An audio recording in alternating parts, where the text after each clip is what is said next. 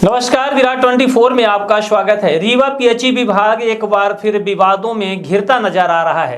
प्रभारी executive engineer Chitranshu Upadhyay पर ठेकेदारों ने भरोसा तोड़ा जाने का आरोप लगाया है। भुगतान न होने से परेशान ठेकेदारों ने कलेक्टर प्रतिभा पाल से भी शिकायत की है।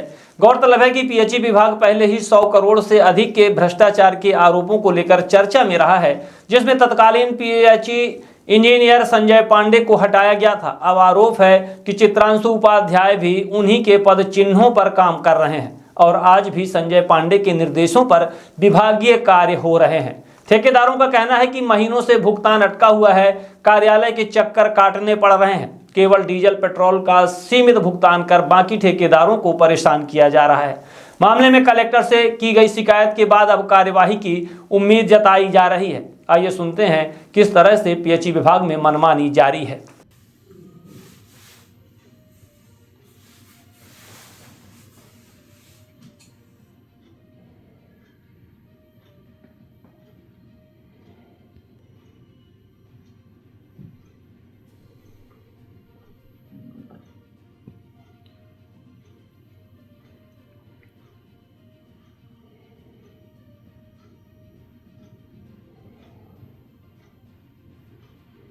क्या नाम है आपका?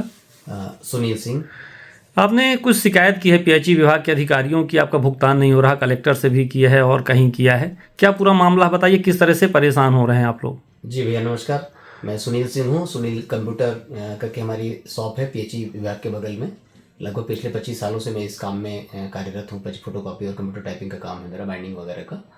और उस विभाग से करीब 1-2 साल से मैं बहुत ज़्यादा वाकई परेशान हूँ पेमेंट भुगतान को लेकर अपने, क्योंकि वहाँ काम लोग करवा ले रहे हैं और भुगतान देने के समय कोई भी जवाबदेही नहीं तय करता है ना। किसी से भी कर्मचारी से मिलने जाइए तो बोलेगा अधिकारी से मिलिए, अधिकारी से मिलने जाइए तो बोलेगा बजट नहीं है, फिर बोलेगा अच्छा दिखवाते हैं करवाते हैं। ये करते करते मैं पिछले 7-8 महीने से परेशान था। इसके पहले संजय पांडे जी थे तो मजबूरन मुझे अनशन में भी बैठना पड़ गया था। ये मेरी पोजीशन हो गई थी, आर्थिक में मानसिक परेशान था, अनशन पे बैठ गया था मैं। और जब मैं अनशन पे बैठा था तो माननीय संजय पांडे जी ने 1 महीने का मेरा भुगतान किया था और उन्हें आश्वासन दिया था कि बाकी भुगतान जल्दी करवा देंगे।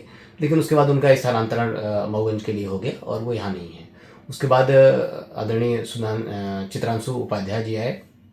2 महीने से ज़्यादा समय उनको भी हो गया है। मैं उनसे भी 2-3 बार मुलाकात कर चुका हूँ, मौखिक रूप से भी, और 2-3 बार मैंने उनको पत्र भी लिखा है कि सर मेरे इतने भुगतान करीब 6 महीने से ज़्यादा का मेरा भुगतान इस ऑफिस का पड़ा हुआ है। और मैं चूँकि 1 रुपये की फ़ोटोकॉपी करता हूँ, कागज़ स्याही सब कुछ नगद खरीद के लाना पड़ता है, तो बहुत कम ही हम लोगों को मतलब जो प्रॉफिट का खर्चा होता है बहुत कम रहता है। तो हम सब चीज़ नगद लेके आते हैं तो इतना ज़्यादा 6-6 महीने 8-8 महीने यदि पेमेंट नहीं मिलेगा तो हम लोग परेशान हो जाते हैं। तो लेकिन मेरे को समझ में नहीं आ रहा। उनने भी 2-3 बार मुझे आश्वासन दिया लेकिन उनका कुछ मनसा समझ में नहीं आ रहा। उन्हें 1 महीने तक का, मैंने पिछली बार तुमसे बोला आप सर 1 महीने का भी मुझे कर दिए तो मैं कम से कम, मुझे पेपर वालों को देनदारी है, बच्चों की पैसे देनदारी है तो मैं दे दूँ, दुकान का किराया दे दूँ। लेकिन कुछ समझ में नहीं आ रहा है कि इस वजह से फिर मैंने लास्टली कल मैडम कलेक्टर को भी मैंने इसका मेल किया है कि हमारा भुगतान करवाने की कृपा करें। और यही सब चल रहा है। क्या कुछ कमीशन की मांग रहती है? आखिर परेशान क्यों करते हैं? जैसे संजय पांडे के समय में भी कई कर्मचारियों तक यहाँ शिकायत करने पहुंचे थे कि कमीशन मांगा जाता है, नहीं भुगतान। तो क्या ऐसे ही रवैया उन्हीं के पद चिन्हों पर ये भी चल रहे हैं क्या?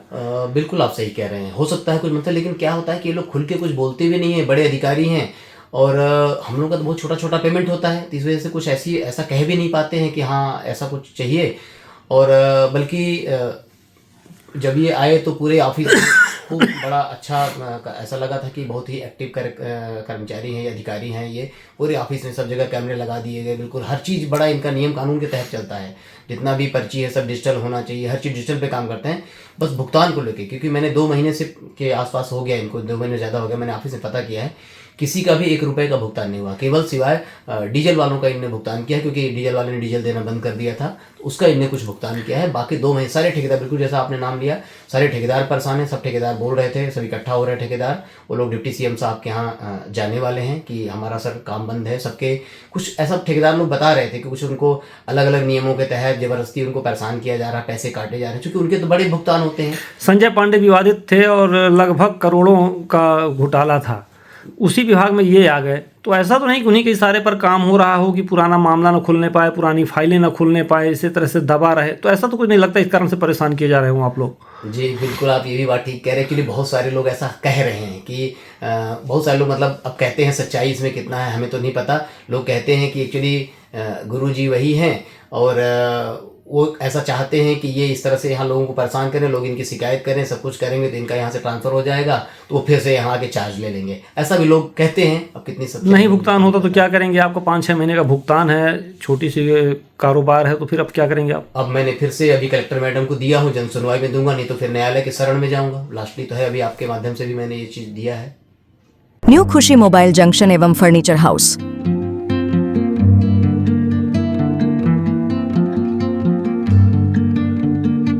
खरीदे सब कुछ एक ही जगह पर आसान सी किश्तों में। न्यू खुशी मोबाइल जंक्शन एवं फर्नीचर हाउस में मोबाइल, सोफा, बेड, अलमारी, बक्सा, पेटी, सिंगारदानी, TV, fridge, AC, washing machine, शादी का संपूर्ण सामान एक ही जगह में उपलब्ध है। हमारे यहाँ 0% फाइनेंस की सुविधा उपलब्ध है और 5 मिनट में कहीं के भी आधार कार्ड से आप फाइनेंस करवा सकते हैं। शादी का संपूर्ण इलेक्ट्रॉनिक और फर्नीचर सामान खरीदने पर पाए भारी छूट और सुनिश्चित उपहार।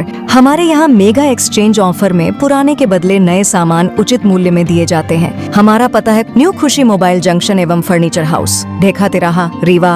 हमसे संपर्क करें 89 89 90 19 92 और 62 64 72 0 23